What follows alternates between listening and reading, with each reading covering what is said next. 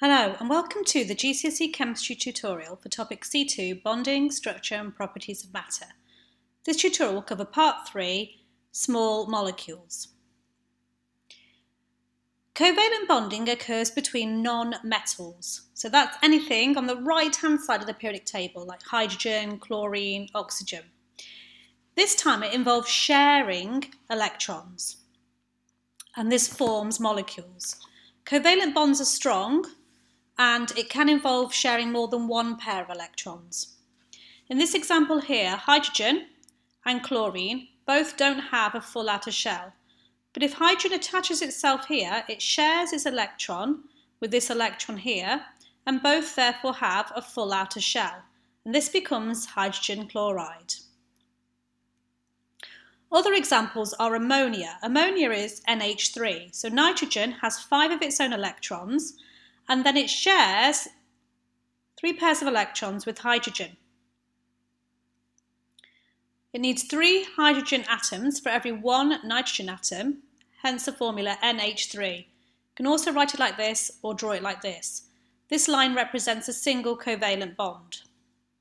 Here are some other examples you would need to know. Chlorine is Cl2 because chlorine exists as 2 atoms together sharing a pair of electrons here. Water is made of 2 hydrogen atoms and 1 oxygen atom, and they share electrons to both get full outer shells. In these diagrams, just the outer shell is shown, which you can do with covalent compounds. Make sure you use dots and crosses to show that electrons have come from the 2 different atoms. In this example, it's a double covalent bond because oxygen is sharing 2 pairs of electrons each, so they get a full outer shell. This is a triple covalent bond in nitrogen because each atom is sharing 3 electrons.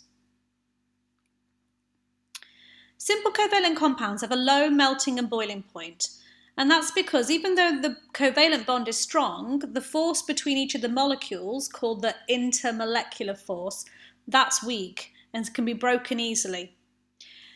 Covalent compounds are normally liquids or gases, and they don't conduct electricity because there's no free electrons. If you pause the tutorial now and try and answer these questions.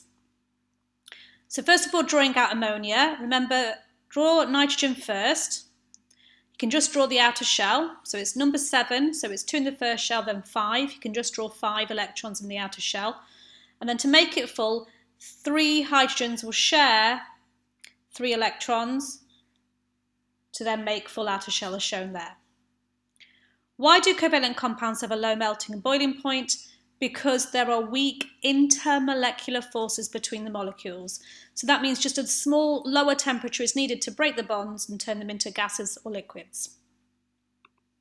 In summary, we've looked at small molecules.